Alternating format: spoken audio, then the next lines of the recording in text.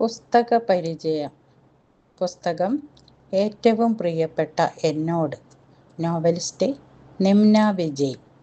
രചനയും അവതരണവും ഒക്കെ ശൈലജ ടീച്ചർ. എനിക്ക് ഏറ്റവും ഇഷ്ടപ്പെട്ട വസ്തു പുസ്തകവും ഇഷ്ടമുള്ള ശീലം വായനയുമാണ്. ഈയിടെയായി വായന കുറവാണെങ്കിലും വായനയോടുള്ള താല്പര്യം ഒട്ടും കുറഞ്ഞിട്ടില്ല. കുറച്ച് ദിവസങ്ങൾക്ക് മുൻപ് ഞാൻ വായിച്ച പുസ്തകങ്ങളിൽ എന്നെ ഏറെ ആകർഷിച്ച നോവലാണ് എഴുത്തുകാരി നിമ്ന വിജയിൻ്റെ ഏറ്റവും പ്രിയപ്പെട്ട എന്നോട് എന്ന പുസ്തകം. പുസ്തകത്തിൻ്റെ ശീർഷകം ആകർഷണീയവും അർത്ഥവത്തായതുമാണെന്ന് പ്രത്യേകം പറയേണ്ടതില്ല. നിമ്ന വിജയിൻ്റെ ആദ്യ നോവലാണ് ഇത്. ഇതിലെ കഥാപാത്രങ്ങൾ അധികവും സ്ത്രീകളാണ്. പ്രധാന കഥാപാത്രമായ അതിഥി എന്ന യുവതിയുടെ ജീവിത വഴികളിലൂടെ വായനക്കാരെ വിരസതയില്ലാതെ കൊണ്ടുപോകാൻ നോവലിസ്റ്റിന് കഴിഞ്ഞിട്ടുണ്ട്.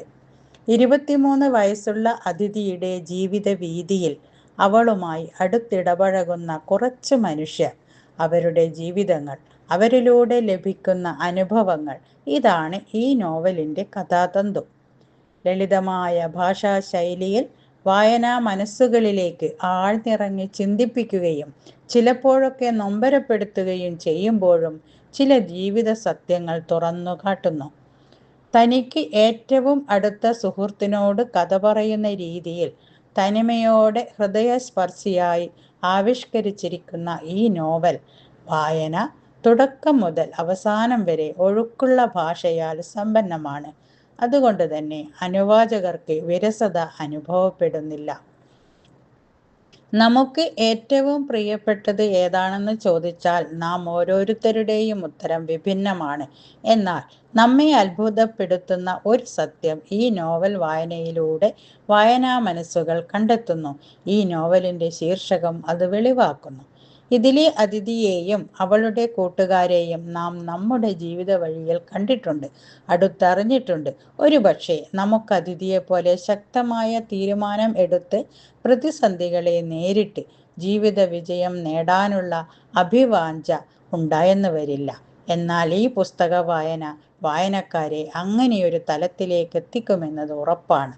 ഇതിലെ ഓരോ കഥാപാത്രങ്ങളും, പ്രത്യേകിച്ച് സ്ത്രീകൾ, അവർക്ക് നേരിടേണ്ടി വന്ന ദുരനുഭവങ്ങളിൽ കുറച്ച് സമയത്തേക്ക് തളർന്നു പോകുന്നുണ്ടെങ്കിലും അവർ ഉൾക്കരുത്തോടെ തിരിച്ചു വന്ന് പ്രതിസന്ധികൾ തരണം ചെയ്തു പൂർവാധികം ശക്തിയോടെ മുന്നോട്ട് പോകുന്ന കാഴ്ച വായനക്കാരുടെ മനസ്സിൽ നൽകുന്നത് ഒരു പോസിറ്റീവ് എനർജിയാണ്. ഉത്തമ സൗഹൃദം, ശക്തമായ ആത്മബന്ധം, ഇതിൻ്റെ പിൻബലത്തിലാണ് ഓരോരുത്തരും തങ്ങളുടെ കണ്ണീരിനെ പുഞ്ചിരിയാക്കി മാറ്റിയത്.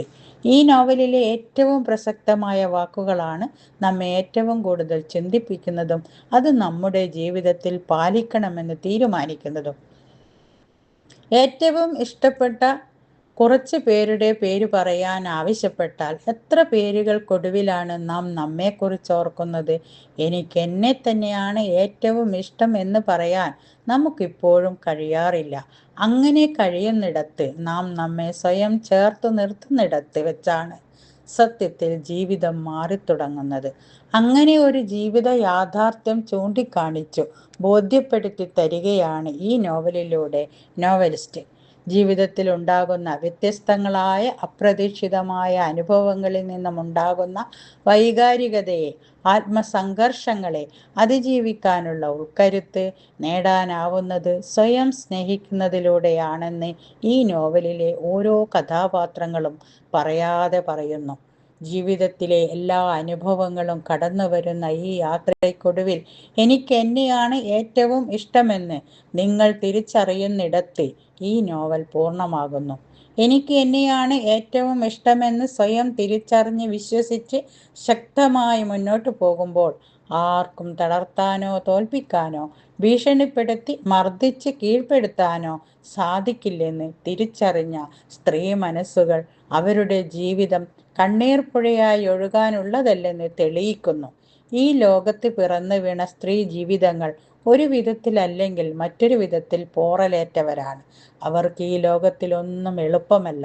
ശരീരത്തിനും മനസ്സിനും പോറലേൽക്കാതെ ഒരു ദിവസം ജീവിച്ച് തീർക്കുക എന്നത് അവരെ സംബന്ധിച്ചിടത്തോളം വലിയ കടമ്പയാണ്. ഒരുപാട് സ്വപ്നങ്ങളുമായി പുതിയ നഗരത്തിൽ ചെന്നിറങ്ങുന്ന ഭൂരിഭാഗം പെൺകുട്ടികളും അഭിമുഖീകരിക്കേണ്ടി വരുന്ന ദയനീയമായ അവസ്ഥയാണ് അവരുടെ സ്ത്രീത്വത്തിനുമേലുള്ള കടന്നാക്രമണം. അതും സുരക്ഷിതത്വം നൽകേണ്ട കൈകളാകുമ്പോൾ അവൾ പകച്ചു പോകുന്നു. അവളുടെ ഹൃദയമിടിപ്പ് അറിയാനും ആശ്വസിപ്പിക്കാനും ഉത്തരവാദിത്തപ്പെട്ടവർ മൗനം പാലിക്കുന്നിടത്ത് സ്വയം തളരാതെ പിടിച്ചു നിൽക്കാൻ പ്രാപ്തയാക്കുന്നത് ഉത്തമ സൗഹൃദങ്ങളുടെ പ്രചോദനവും അനുഭവങ്ങൾ നൽകുന്ന തിരിച്ചറിവുമാണ്. തൻ്റെ വിദ്യാർത്ഥി ജീവിതത്തിലുണ്ടായ ദുരനുഭവത്തിൻ്റെ നടുക്കം വിട്ടുമാറാതെ പ്രണയം എന്ന ഉദാത്തമായ ഹൃദയബന്ധത്തിൻ്റെ വിശ്വാസ്യത നഷ്ടപ്പെട്ട് സ്വയം ഉൾവലിഞ്ഞ് ജോലിക്കായി ബാംഗ്ലൂരിലെത്തുകയാണ് അതിഥി.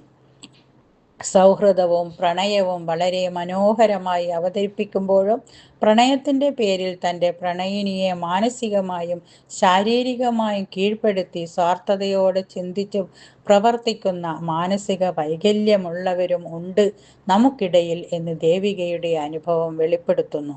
അതിഥിയാണ് ഇതിലെ കേന്ദ്ര കഥാപാത്രം. ബാംഗ്ലൂരിൽ വെച്ച് അവൾക്ക് മാനസികമായി നേരിടേണ്ടി വന്ന ലൈംഗിക പീഡനം അത് തുറന്നു പറഞ്ഞ് പരിഹാരം കണ്ടെത്തി ആശ്വാസം നൽകുന്നവരല്ല തൻ്റെ കുടുംബം എന്ന അവസ്ഥ അവളെ മാനസികമായി തകർക്കുന്നു. അവൾ തൻ്റെ ഹൃദയവേദനകൾ പങ്കിടുന്നത് ഡയറി താളുകളിലൂടെ സങ്കല്പ കാമുകനോടും. അന്യനാട്ടിൽ തൻ്റെ രക്ഷാകർത്താവായി സ്വന്തം കുടുംബം അംഗീകരിച്ചു തന്ന അങ്കിളിൽ നിന്നുമുണ്ടായ ദുരനുഭവം വേദനിപ്പിക്കുമ്പോൾ അയാളിൽ നിന്നും അയാളുടെ ഭാര്യയായ തൻ്റെ ആൻറ്റി അനുഭവിക്കുന്ന മർദ്ദനവും അടിമത്തവും അവരുടെ മകൾ ശാലുവിൻ്റെ നിസ്സഹായതയും അതിഥിയെ മാനസികമായി സംഘർഷത്തിലാക്കുന്നു. ഇതൊന്നും തന്നെ ആരോടും തുറന്നു പറയാനോ പ്രതികരിക്കാനോ പ്രശ്ന പരിഹാരം കാണാനോ അവൾക്കാവുന്നില്ല. മതിയായ കാരണങ്ങൾ ഉണ്ടായിട്ടും സമൂഹം, കുടുംബം, കുട്ടികൾ എന്നിവയിൽ തളച്ചിട്ട് ജീവിതം തള്ളി നീക്കുകയാണ് പല സ്ത്രീകളും എന്ന് ആൻറ്റിയിലൂടെ അറിയുമ്പോൾ അനുവാചക മനസ്സ് നോവുന്നു, അസ്വസ്ഥമാകുന്നു. സ്ത്രീ ജീവിതം എത്ര ദുസ്സഹമാണെന്ന് പലരും അറിയാത്തത് അവർ എല്ലാം ഉള്ളിലൊതുക്കി കഴിയുന്നവരായിട്ടാണ്. അങ്ങനെയൊരു മനോഭാവമാണ് കുടുംബത്തിൽ നിന്നും സ്ത്രീകൾക്ക് ലഭിക്കുന്നത്. ഇടംവലം നോക്കാൻ അനുവദിക്കാതെ പ്രണയിനിയെ തൻ്റെ അധീനതയിലാക്കി നിരന്തരം വേദനിപ്പിക്കുകയും ശാരീരികമായുള്ള ബന്ധത്തിന് നിർബന്ധിക്കപ്പെടുകയും ചെയ്യുന്ന പ്രണയം. തള്ളാനും കൊള്ളാനും പറ്റാതെ അബലയായി വിലപിക്കുന്ന ദേവികയ്ക്ക് കരുത്തു പകരുന്ന സാക്ഷിയും അതിഥിയും ശരണും. അതിഥിയെ ആഴത്തിലറിഞ്ഞ് പ്രണയിക്കുന്ന ശരൺ. അവരൊന്നിച്ചൊരു ജീവിതം രണ്ടുപേരും സ്വപ്നം കണ്ടുവെങ്കിലും ചില സാഹചര്യങ്ങൾ അവരെ ഒന്നിപ്പിക്കാതെ പോകുന്നു. ഇവിടെ അതിഥി പൂർണ്ണമായും തകർന്നു പോകുമ്പോൾ അവളെ ഏറ്റവും നന്നായി അറിഞ്ഞു സ്നേഹിക്കുന്ന ലയ എന്ന കൂട്ടുകാരിയുടെ വാക്കുകൾ അതിഥിക്ക് ധൈര്യം നൽകുന്നു. ജീവിതത്തിൽ നമ്മൾ ഒരിടത്ത് തോറ്റു പോകുമ്പോൾ, പിടിച്ചു നിൽക്കാനാവാതെ തളർന്നു പോകുമ്പോൾ മറ്റൊരു കരം നമ്മെ പിടിച്ചുയർത്താനുണ്ടാവും എന്നത് ഒരു പ്രകൃതി നിയമമാണ്. ലയയും അതിഥിയും തമ്മിലുള്ള ഹൃദയബന്ധം അതിനുള്ള തെളിവാണ്. അവനവനെ സ്നേഹിക്കുന്നതിലും മനോഹരമായി ലോകത്തിൽ മറ്റൊന്നുമില്ല എന്ന് അതിഥിയെ പഠിപ്പിക്കുന്നതും അങ്ങനെയൊരു തീരുമാനത്തിലൂടെ തൻ്റെ ജീവിതം ശരിയായ വഴിക്ക് കൊണ്ടുപോകാനുള്ള കരുത്ത് അതിഥി ആർജിക്കുന്നതും ലയയുടെ പ്രചോദനമാണ്. അതുവരെ തൻ്റെ ഡയറിയിൽ താൻ ഒരിക്കലും കണ്ടിട്ടില്ലാത്ത തൻ്റെ സങ്കല്പ കാമുകന് ഏറ്റവും പ്രിയപ്പെട്ട മഹാദേവി എന്ന സംബോധനയോടെ നിത്യവും സ്വന്തം ദൈനംദിന കാര്യങ്ങൾ തുറന്നെഴുതിയിരുന്ന അതിഥി പിന്നീട് എഴുതി തുടങ്ങി ഏറ്റവും പ്രിയപ്പെട്ട എന്നോട് എന്ന് സംബോധന ചെയ്തുകൊണ്ട്. ഇങ്ങനെ പോസിറ്റീവായി ചിന്തിപ്പിച്ച ഉത്തമ സൗഹൃദം ലയ വായനക്കാർക്കും വലിയൊരു സന്ദേശം നൽകുന്നു. സാക്ഷ, ആൻറ്റി, അങ്കിൾ, ശാലു, ദേവിക, ശരൺ, സിദ്ധി, ആദി അങ്ങനെ ഓരോ കഥാപാത്രങ്ങളും ഓരോ പാഠങ്ങളാണ് നമുക്കിടയിൽ കാണുന്ന അനുഭവിക്കുന്ന ജീവിത സത്യങ്ങൾ. ഈ നോവൽ എന്നെ ഏറെ ആകർഷിച്ചതുപോലെ വായനക്കാരായ നിങ്ങളെയും ആകർഷിപ്പിക്കും, ചിന്തിപ്പിക്കും, ശക്തമായൊരു തീരുമാനമെടുക്കാനും പ്രായോഗികമാക്കാനും പ്രാപ്തരാക്കും എന്നതിന് തർക്കമില്ല. കുടുംബത്തിനെ, സമൂഹത്തിനെ ഭയന്ന് മറ്റുള്ളവരുടെ കൊള്ളരുതായ്മകൾ നിശബ്ദം സഹിച്ചു അവർക്ക് വേണ്ടി മാത്രം ജീവിച്ച് സ്വന്തം ഇഷ്ടങ്ങളെ ത്യജിച്ച് യാന്ത്രികമായി ജീവിച്ച് നീറി നീറി ഒരുകുന്ന മെഴുകുതിരികളാകുകയാണ് ഭൂരിഭാഗം പേരും, പ്രത്യേകിച്ചും സ്ത്രീ ജീവിതങ്ങൾ. നാം സ്വയം സ്നേഹിക്കാനും സന്തോഷമായി ജീവിക്കാനും മറന്നുപോകുന്നു. ഇതിനിടയിൽ സ്വവർഗാനുരാഗികളായ രണ്ടുപേർ നേരിടുന്ന പ്രശ്നങ്ങളും അതിൻ്റെ പേരിൽ അതിഥി അനുഭവിക്കേണ്ടി വരുന്ന പീഡനങ്ങളും നിരന്തരമായ സഹന സമരത്തിൻ്റെ ഫലമായി അവരെ അംഗീകരിക്കുന്നതും നമുക്ക് കാണാൻ കഴിയുന്നുണ്ട്. ഇന്നും നമ്മുടെ സമൂഹത്തിൻ്റെ വികലമായ കാഴ്ചപ്പാടുകൾക്ക് മാറ്റം വന്നിട്ടില്ലെന്നുള്ള യാഥാർത്ഥ്യവും ഈ നോവലിൽ തെളിഞ്ഞു കാണാൻ കഴിയുന്ന ഒരു വസ്തുതയാണ്. ഈ നോവൽ നമ്മുടെ ഇത്തരം ദുർബലമായ ചിന്താഗതികളെ പൂർണ്ണമായും ഇല്ലാതാക്കുന്നു. ഈ ഭൂമിയിൽ നമുക്ക് ഏറ്റവും പ്രിയപ്പെട്ടത് അവനവൻ തന്നെയാണെന്ന ബോധം നമ്മളിൽ ഉളവാക്കുന്നു. നമുക്ക് നമ്മെ സ്നേഹിക്കാൻ കഴിയുന്നത് പോലെ മറ്റാർക്കും നമ്മെ സ്നേഹിക്കാൻ കഴിയില്ല എന്നത് സത്യമാണ്. അതിലും വലിയൊരു ആനന്ദം, സുരക്ഷിതത്വം നമുക്കൊരാളിൽ നിന്നും ലഭിക്കുകയുമില്ല. എനിക്കെന്നെ ഇഷ്ടപ്പെടാനും സ്നേഹിക്കാനും കഴിയുമ്പോഴേ മറ്റുള്ളവരെയും ഇഷ്ടപ്പെടാനും സ്നേഹിക്കാനും കഴിയൂ എന്നതാണ് വാസ്തവം. വായനക്കാരിൽ വലിയൊരു സന്ദേശം നൽകുന്ന ഈ നോവൽ ഒറ്റയിരുപ്പിൽ തന്നെ വായിക്കാൻ നമ്മെ പ്രേരിപ്പിക്കും. നമ്മളിൽ അതുവരെ ഉണ്ടായിരുന്ന ദുഃഖവും നിരാശയും മാറി പുതിയൊരാളായി, കരുത്തുറ്റ മനസ്സിനുടമകളായി പ്രതീക്ഷയോടെ ജീവിതം മുന്നോട്ട് കൊണ്ടുപോകും സ്നേഹത്തിൻ്റെ പാതയിലൂടെ. നന്ദി, നമസ്കാരം.